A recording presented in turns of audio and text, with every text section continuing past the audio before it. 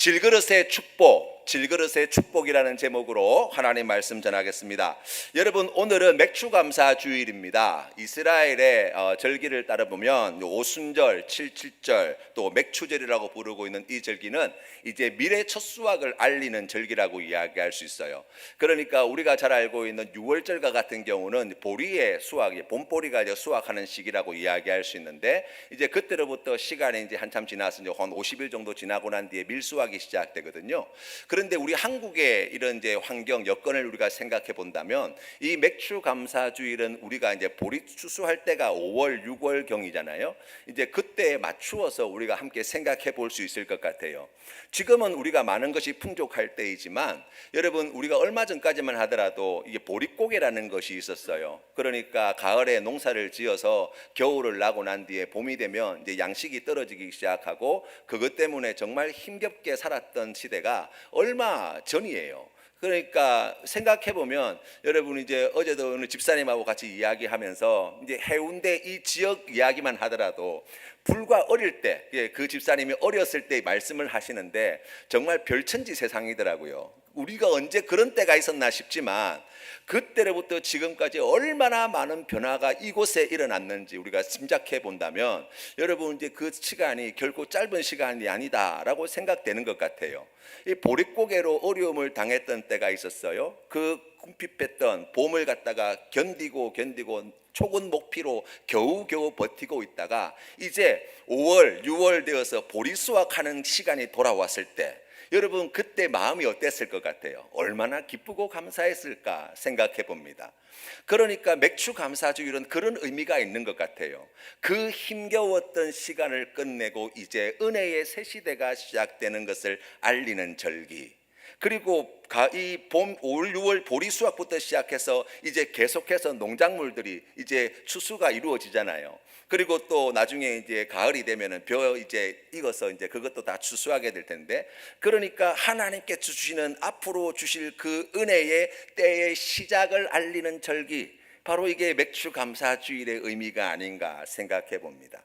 지난 6개월 동안의 삶을 돌아봅니다. 여러분, 어떻게 지내셨습니까? 어떤 분들은 참으로 하나님께 감사할 일이 많았습니다 라고 고백할 수 있지만, 또 어떤 분들은 참 힘들었습니다, 어려웠습니다 라고 고백하시는 분도 많을 줄로 압니다. 하나님께서 이 맥추감사주일을 우리에게 주신 깊으신 뜻을 생각해 볼 때, 우리 하나님께서 이 맥추감사주일을 통하여 이제 하나님께서 주시는 은혜의 때가 시작되었음을 다시 알려주시고, 그 힘겨웠던 시간을 끝내고 하나님 안에서 기쁨과 감사함으로 살아갈 수 있는 그 놀라운 축복을 약속해 주시는 절기임을 우리가 기억한다면, 우리가 오늘 주님 앞에 나와 예배하는 이 시간 더 큰 감사의 마음으로 하나님께 영광 돌리지 않을까 생각해 봅니다. 사랑하는 성도 여러분, 이 지난 한 6개월간의 시간을 돌아보면서 하나님께서 우리에게 주신 은혜가 뭔가 이제 생각해 보니까, 우리 본 말씀 사경회 시간 동안 주시는 은혜, 또 우리 성도님들과 함께 우리 부활절 특별 새벽기도회 그 시간 동안 5주에 걸쳐서 우리가 함께 은혜를 나눴던 그 시간도 너무나 귀했고, 우리 얼마 전에 우리 가온누리 예배 함께 드렸던 때도 기억이 남고요. 그리고 또 우리 새가족분들을 만나는 기쁨도 하나님께서 주시고, 그리고 또 우리 가정에 또 일터에 우리 하나님께서 때에 따라 부어주시는 은혜가 얼마나 큰가 다시 기억하게 되는 것 같아요. 사랑하는 성도 여러분, 우리 하나님께서는 쉬지 말고 기도하고 범사에 감사하라고 말씀하십니다. 하나님이 베푸시는 은혜는 결코 부족함이 없습니다. 우리가 생각지 않고 헤아리지 못하고 그것을 찾지 않아서 없는 것처럼 우리가 살아갈 따름이지, 하나님께서 주시는 은혜가 무엇인가, 우리 하나님께서 나에게 베푸신 복이 무엇인가 생각해 본다면, 여러분, 정말 우리가 만립이 있어도 그 은혜와 사랑을 다 고백할 수 없습니다. 주님 앞에 우리가 진실된 목소리로 주님 앞에 그렇게 찬양 드리게 될 거예요. 사랑하는 성도 여러분, 우리 하나님의 그 풍성하신 은혜와 사랑으로 다시 회복하시고 일어서시고 주님께 더 가까이 나아가는 이 귀한 2025년 나는 하반기 되시기를 주님의 이름으로 축복합니다. 우리가 살아가면서 하나님 앞에 저지를 수 있는 가장 심한 불신앙의 행동이 뭔가? 여러분 어떤 것 같으세요? 어떤 분들은 시험에 들었다고 교회를 떠나고, 어떤 분들은 여러 가지 환난과 또 여러 가지 고난 가운데 하나님 앞에 원망하고 불평하는 사람들이 있을 수 있어요. 그런데 인간이 하나님 앞에 저지를 수 있는 가장 심한 불신앙의 행위가 뭐냐라고 이야기한다면 이렇게 이야기할 수 있습니다. 포기하는 거예요. 낙심하는 거예요. 체념하는 거예요. 여러분, 우리가 살아가면서 오죽 힘들면 그러겠나 싶은 자리가 있어요. 우리가 그러한 삶의 형편들을 깡그리채 무시한다는 이야기가 아니에요. 그런데 우리가 성경 말씀을 통해서 분명히 깨달아 알게 되어지는 것이 있는데, 그것은 무엇이냐면 우리 하나님께서 우리를 얼마나 뜨겁게 사랑하고 계시는 분이신가라는 거예요. 우리가 지난주에 고린도전서 13장 말씀을 통해서 함께 은혜를 나누었지만, 우리 하나님께서는 우리를 사랑하여 주실 때 우리와 더 친밀하게 하기 위하여, 우리에게 그 뜨거운 열정을 쏟아붓기 위하여 우리에게 얼마나 귀한 헌신을 나타내 보여주시는가를 우리가 생각해 본다면, 여러분, 모든 것을 참고 모든 것을 믿으며 모든 것을 바라며 모든 것을 견디며 하나님께서 기뻐하시는 선한 일을 이루어내실 하나님이 계심을 우리가 믿는다면, 그 하나님 앞에 우리가 보일 수 있는 가장 심한 불신앙의 행위, 낙심하고 포기하고 체념하는 거라고 이야기할 수 있어요. 여러분, 그렇게 생각해 보면 우리가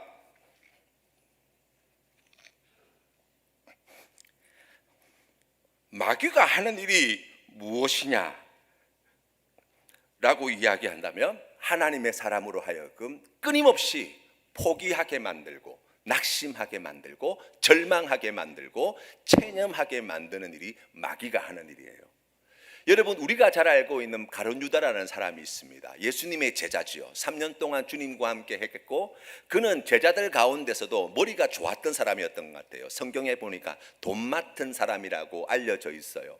그런데 이 가룟 유다가 어찌된 영문인지 성경 말씀에 보니까 예수님을 은 30에 팔아먹습니다. 그때 성경에 보면 뭐라고 이야기하냐면, 악한 마귀가 그 마음을 심어 주었다는 거예요. 그래서 예수님을 은 30에 팔아먹었어요. 팔고 난 뒤에 그 마음에 무엇이 찾아왔겠습니까? 가책이 찾아왔어요. 양심의 가책이 생겼어요. 죄책감이 생겼어요. 죄 없는 분을 내가 이렇게 이 무례한 자들에게 내어주었다는 그러한 부끄러움, 수치, 그 결과 자기 자신에 대한 절망감, 좌절감, 체념하는 마음을 가지게 되었고, 그래서 결국 그의 나중에 어떻게 되어집니까? 스스로 목숨을 끊는 끔찍한 죄를 하나님께 범했다는 거예요. 여러분, 생각해 보면 이 마귀가 하는 일은 바로 그와 같은 일입니다. 하나님 앞에서 계속해서 낙심하게 만들고 포기하게 만들고 체념하게 만드는 일, 이게 우리의 삶자리에 이 악한 영, 악한 마귀들이 하는 일이라고 이야기할 수 있습니다. 왜 이것이 중요한가라고, 낙심과 체념과 포기가 만들어내는 것이 있다는 거예요. 우리가 오늘 읽은 성경 말씀 앞에 1절과 2절 말씀에 보시면 이런 말씀이 주어집니다. 그러므로 우리가 이 직분을 받아 긍휼하심을 입은 대로 낙심하지 아니하고 이에 숨은 부끄러움의 일을 버리고 속임으로 행하지 아니하며 하나님의 말씀을 혼잡하게 하지 아니하고 오직 진리를 나타내므로 하나님 앞에서 각 사람의 양심에 대하여 스스로 추천하느니라. 아멘. 여러분, 이 말씀을 가만히 묵상해 보면 지금 사도 바울이 무엇을 이야기하냐면, 이 직분을 받아 긍휼하심을 입은 대로 낙심하지 아니하고 라고 하면서 2절의 말씀이 이어지고 있는데, 만약 우리가 이 말씀을 거꾸로 읽어보면 낙심하게 되어진다면 2절의 말씀에서 이런 일이 없을 거라는 이 일이 나타나게 된다는 거예요. 성경에 보니까 부끄러움의 일, 속임, 하나님의 말씀을 혼잡게 함, 또 8절 말씀에 보니까 소망이 끊어지는 이와 같은 일들이 우리에게 나타난대요. 여러분, 실제로 우리가 뉴스를 통해서 많은 범죄 기사를 봅니다. 끔찍한 범죄의 이야기를 듣습니다. 그런데 여러분, 사람들이 그와 같은 악랄하고 너무나 수치스럽고 부끄러운, 그리고 그렇게 해서는 안 될 그런 무서운 죄를 범하게 되는 여러 가지 이유 가운데 하나가 뭐냐? 삶을 포기했기 때문이에요. 소망이 없기 때문이에요. 그래서 여러분, 그 도시 연구하시는 분들의 이야기를 들어보니까 도시의 소득 수준과 범죄율의 상관관계가 있다는 거예요. 정말 살기 힘든 도시에서는 크고 작은 범죄들이 끊이지 않고 일어나게 된다는 거예요. 왜 그렇습니까? 삶에 소망이 없어요. 체념하게 돼요. 낙심하게 돼요. 포기하게 돼요. 그러니까 그러한 끔찍한 죄를 저지르게 된다는 거예요. 여러분, 우리가 하나님 앞에서 낙심하고 포기하고 체념하게 되어질 때 악한 마귀의 이 유혹에 넘어가 가지고, 그래서 하나님 앞에서 낙심하고 체념하고 포기하게 되어질 때 부끄러운 일을 행한다고요. 스스로 속이게 된다고요. 사람들 앞에 나는 그렇지 않은 것처럼 위선적이 될 수밖에 없다고요. 하나님의 말씀을 혼잡하게 한다고요. 진리의 말씀이 우리에게 주어져 있음에도 불구하고 그 말씀을 무시하게 되는 거예요. 왜요? 이제 막 살기 시작하는 거거든요. 그러나 여러분, 우리가 인정할 수밖에 없는 한 가지 사실이 있어요. 그게 무엇이냐면, 그럼에도 불구하고 우리의 존재는 질그릇과 같다는 거예요. 조금 더 심하게 이야기하면 깨어진 질그릇과 같은 인생이라고 말씀합니다. 왜 사도 바울이 우리의 인생을 가리켜서 질그릇과 같다고 이야기했냐라고 이야기하면, 이 4장에 보시면 낙심이라고 하는 단어가 4번 이상 등장합니다. 다시 말하면 왜 우리가 질그릇과 같은 인생이냐? 낙심할 수밖에 없는 조건을 다 갖추었다는 거예요. 성경 말씀에 보니까 사방으로 우겨쌈을 당하고 있다고 이야기합니다. 답답한 일을 당하고 있다고 이야기합니다. 박해를 받고 있다고 이야기합니다. 거꾸로 뜨림을 당하고 있다고 이야기합니다. 예수의 죽음이 지금 우리의 실생활에서 늘 경험되는 삶을 살아가고 있다고 이야기하는 거예요. 복음을 전하기 위해서 이와 같은 어려움을 만난다고 사도 바울은 이야기합니다. 그러면 여러분, 우리의 삶을 한번 돌아보자고요. 복음을 전하지 않아도 여러분, 우리의 삶에는 충분히 사방으로 우겨쌈을 당하고 있고, 답답한 일을 당하고 있고, 박해를 받고 있고, 거꾸로 뜨림을 당하고 있고, 예수의 십자가의 죽음을 우리가 실제의 삶 속에서 늘 경험하며 살고 있지 않냐고요. 어떻게 낙심하지 않을 수 없냐? 어떻게 포기하지 않을 수 없냐? 어떻게 체념하지 않을 수 없겠냐? 이런 인생인데, 그렇잖아요.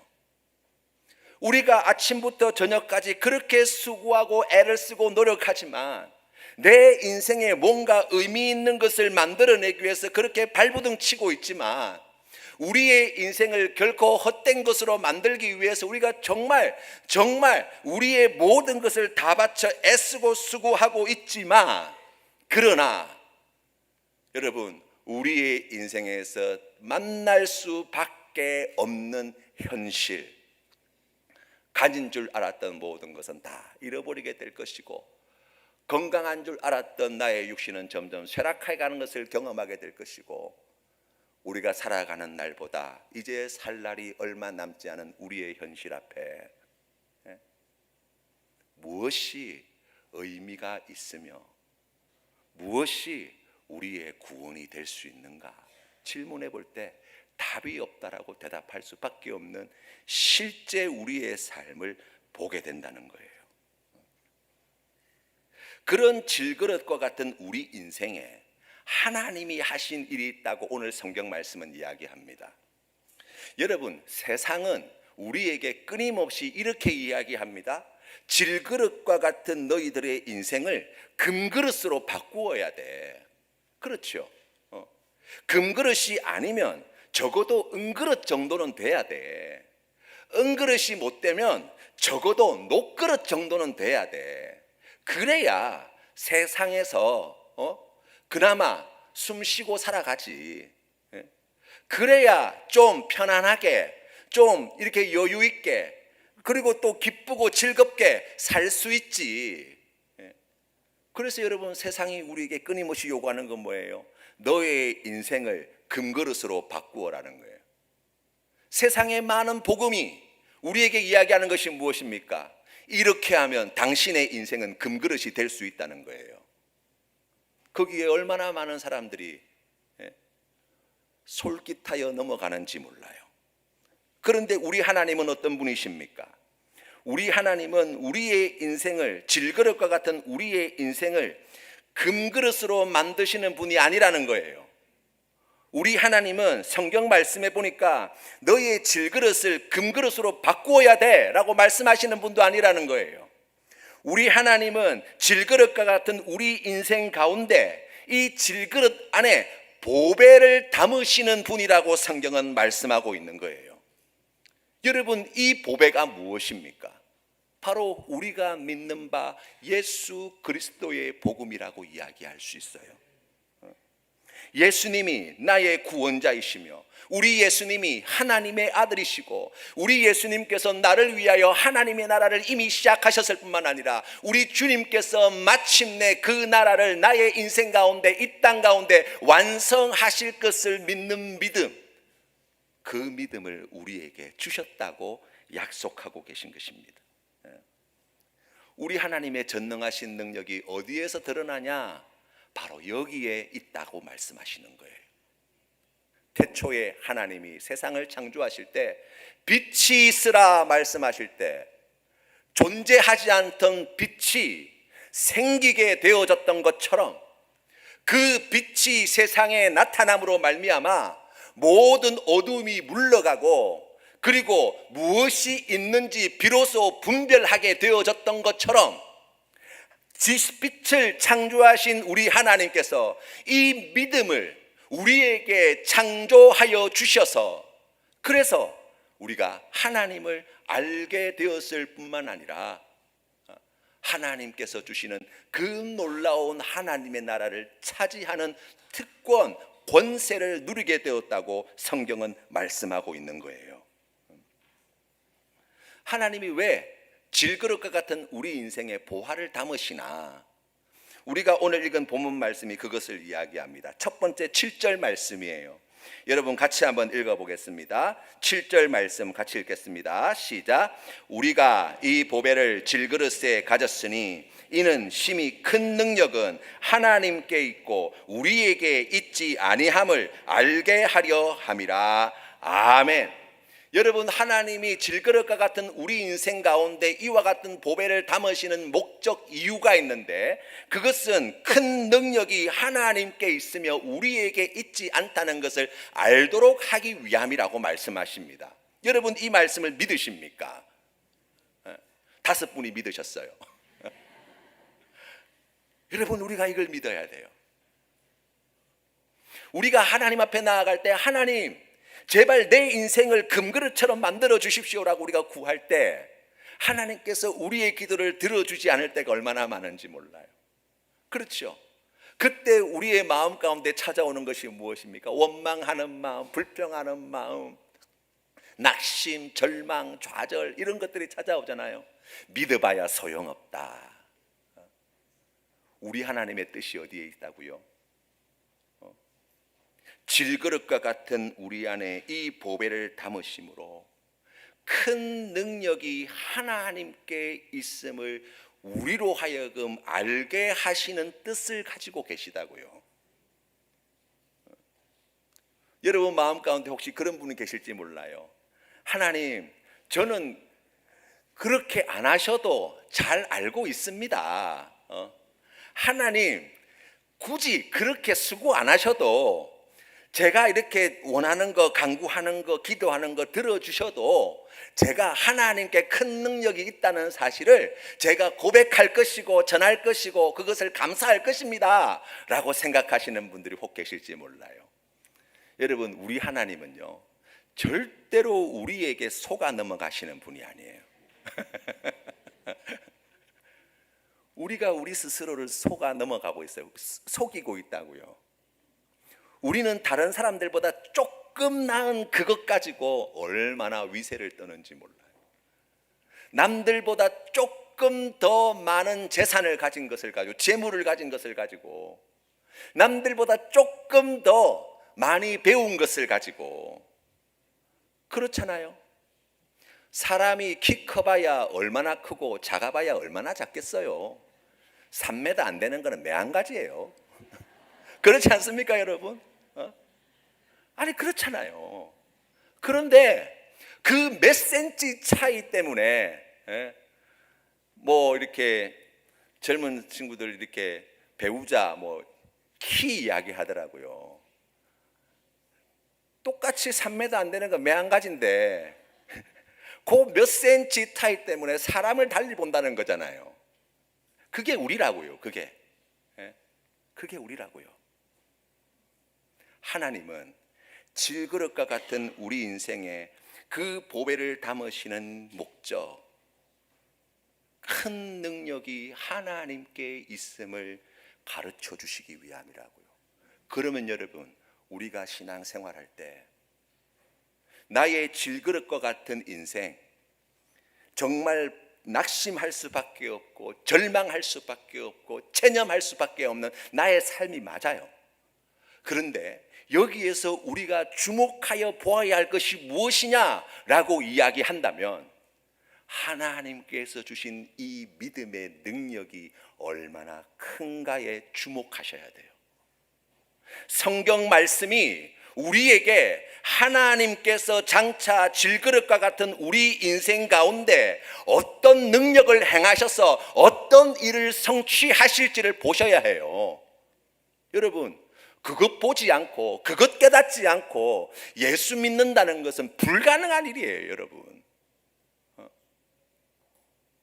어떻습니까? 여러분, 우리 하나님께서 이루신 큰 일, 우리 하나님의 크신 능력을 우리가 기뻐하고 놀라고 그것을 즐거워하고 우리가 그 기쁨과 설레임을 가지고 주님 앞에 나와 하나님이 이렇게 크신 분이십니다, 우리 하나님의 능력이 이렇게 위대하신 분이십니다, 그 찬양을 하나님께서 기쁘게 받으시지 않겠냐고요.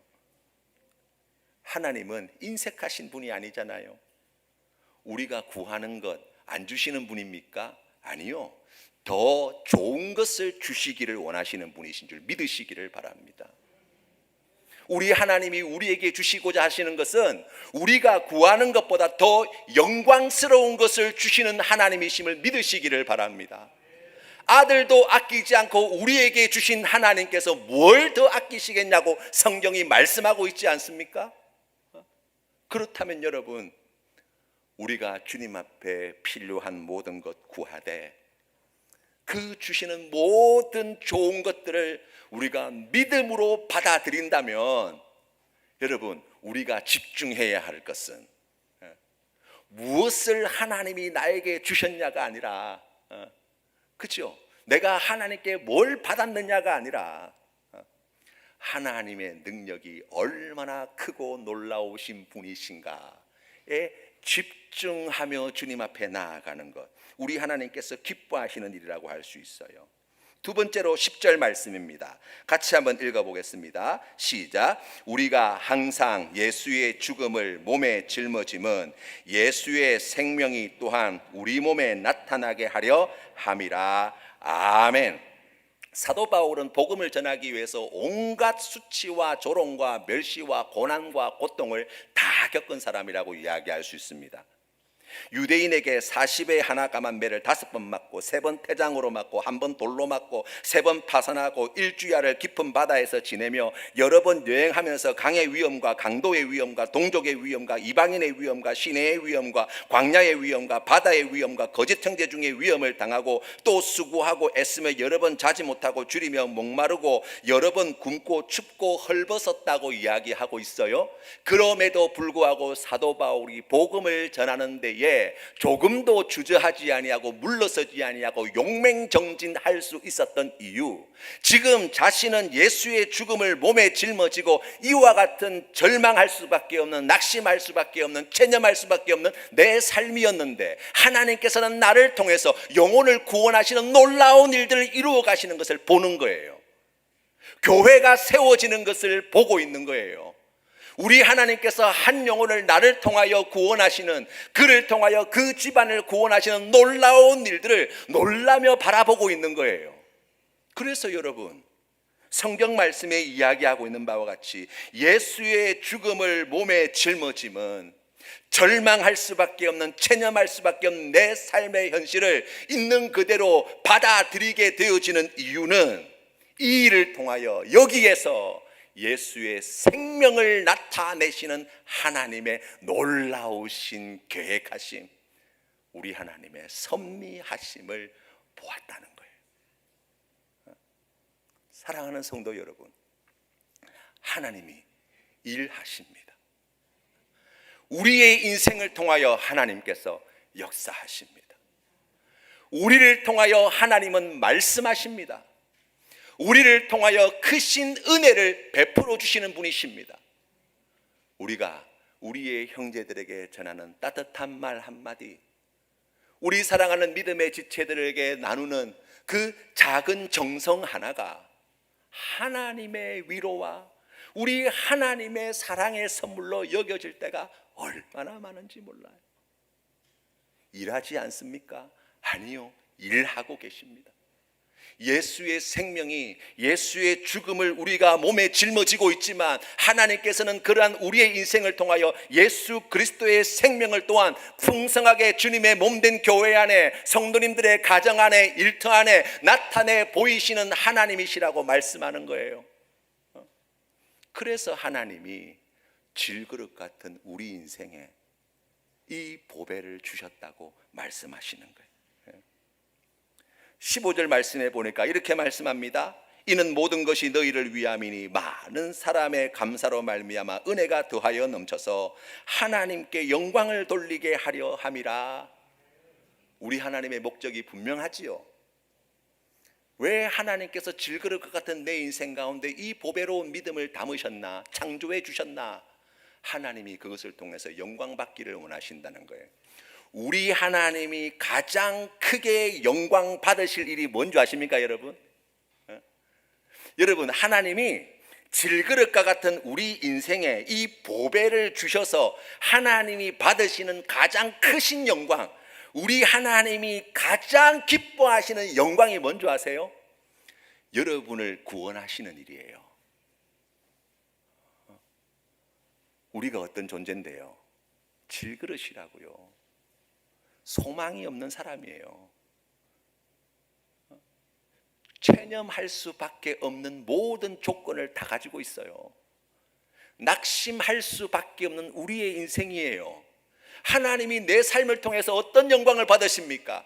여러분, 우리의 많은 재산을 주님 앞에 드려서 의리의리하고 멋지고 큰 교회를 지으면 하나님이 영광 받으십니까? 천만의 말씀, 만만의 콩떡이에요. 한국 교회의 성장 그래프를 보면 90년대 성장 속도가 급속하게 이루어지고 정점을 찍었을 때가 2000년대 초반입니다. 그때 당시에 교회 안에 어떤 이야기가 있었냐? 이제 대한민국의 4분의 1이 그리스도인이고 이제 곧 있으면 30%, 40%가 될 수 있다. 그런 이야기가 오갔어요. 그런데 그 뒤로 교회는 쇠락하기 시작합니다. 한국 사회의 현실을 놓고 생각해 본다면 보릿고개를 지나서 산업화를 지나서 이제 인터넷 통해서 여러 가지 많은 새로운 문물들이 만들어지고 거기에서 많은 놀라운 일들이 벌어져서 한국 경제가 급속하게 성장합니다. 부유하게 되었어요. 많은 사람들이 교회로 몰려들게 되었어요. 그렇죠? 왜 한국 교회가 지금 하얀 곡선을 그리냐? 진단하는 여러분들의 진단의 내용을 살펴보면 그때 부흥하고 성장할 때 교회는 우리가 질그릇이 아니라 은그릇이라고, 우리가 질그릇이 아니라 금그릇이라고 그거 자랑하고 있었다는 거예요. 하나님께서 은혜를 주셨을 그때 질그릇 안에 보배로 담겨있는 예수 그리스도를 드러내지 못하고 교회가 얼마나 대단한지 아냐, 우리 교회가 얼마나 멋진지 아냐, 여기에 얼마나 훌륭한 사람들이 많은지 아냐, 우리가 얼마나 큰 일을 행하는지 아냐, 이런 이야기들이 차고 넘쳤다는 거예요. 하나님께 영광을 돌리는 교회가 되지 못했어요.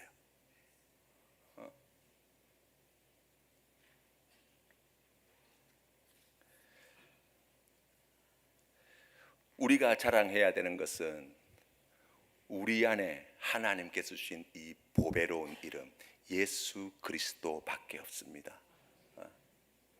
하나님이 영광 받으시는 것은 우리 안에 주신 이 믿음으로 말미암아 우리를 구원해내시는 이 일밖에 없습니다. 우리가 주님 앞에 나아갈 때 우리가 자랑하고 기뻐하고 감사해야 할 일, 하나님 맞습니다. 저는 질그릇입니다. 저를 가만히 들여다보면 내가 살아온 지나온 삶을 살펴보면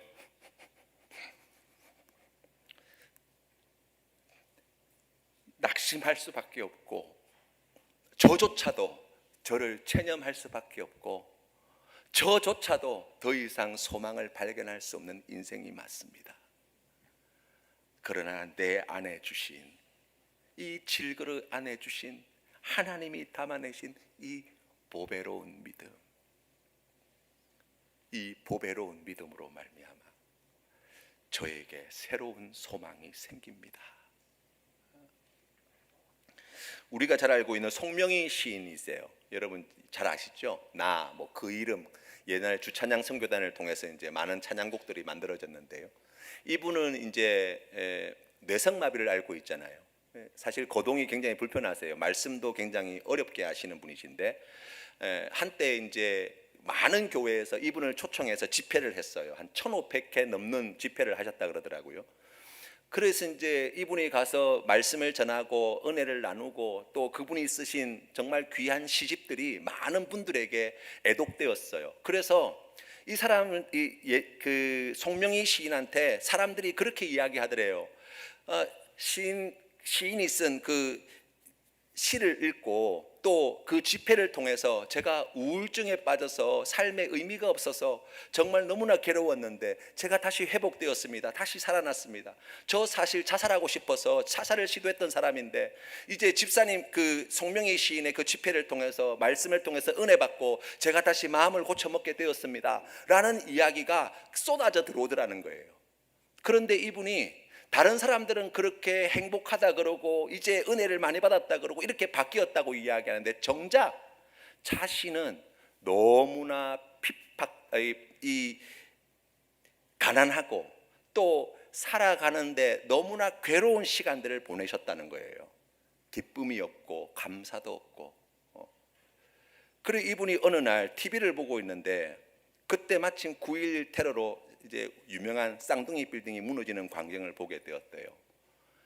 이분이 미국 지역에 여러 번 집회를 가면서 그 앞을 여러 번 지나다니면서 건물이 참 멋지다, 대단하다는 생각을 하셨대요. 그런데 무너질 때 보니까 거기에 온갖 흙먼지며 콘크리트 덩어리들이 막 나뒹구는 걸 보면서 저렇게 크고 멋진 건물도 결국에 콘크리트 덩어리에 불과한 거구나를 그때 마음에 콱 와닿았다는 거예요. 그러면서 이분이 그렇게 고백합니다. 우리의 인생도 그렇구나. 한 줌 흙에 불과하구나. 장애를 가지고 있어도 건강해도 젊어도 나이가 들어도 부유해도 가난해도 잘나도 못나도 모두가 다 한 줌 흙에 불과한 인생이구나. 그것을 그 자리에서 새롭게 깨달으면서 보이는 것이 있는데 내 안에 함께 하시는 성령님이 계시다는 사실을 그때 새롭게 발견하셨다는 거예요. 나와 함께 하시는 예수 그리스도를 그때 새롭게 만나게 되었다는 거예요. 나를 사랑하시는 하나님의 그 크신 사랑이 어떠함을 비로소 깨닫게 되었다는 거예요. 마음의 모든 어두운 것들이 물러가고 하나님 앞에 감사와 찬송으로 영광 올려드리는 귀한 믿음의 삶으로 다시 회복하게 되었다고 말씀하시더라고요. 사랑하는 성도 여러분, 하나님은 여러분을 사랑하십니다. 여러분에게 늘 언제나 가장 귀하고 아름다운 것을 주시기를 기뻐하십니다. 한 줌 흙에 불과한 우리의 생명이 코끝에 호흡에 달려있는 수에 칠 가치조차 없는 그러한 질그릇과 같은 우리 인생인데, 우리 하나님께서는 우리에게 이 보배로운 이름 예수 그리스도를 주시고 하나님께서 우리에게 약속하신 영화롭고 아름답고 복되고 영원한 생명을 우리에게 주시겠다고 말씀하십니다. 맥주 감사주일, 우리가 주님 앞에 나아갈 때 내가 이 한 해 동안 받은 은혜가 무엇인가 생각할 때 우리 모든 성도님들의 진실된 신앙의 고백이, 하나님, 질그릇과 같은 나의 인생에 이 보배를 담아 주셔서 감사합니다, 주님 앞에 영광 올려드리시는 귀한 성도 되시기를 주님의 이름으로 축원합니다. 주신 말씀을 기억하면서 함께 기도합시다. 살아계신 하나님 아버지, 은혜를 감사합니다. 아무리 살펴보고 아무리 좋게 보려고 해도 주님, 우리의 인생에 소망이 없습니다. 낙심할 수밖에 없고 좌절할 수밖에 없고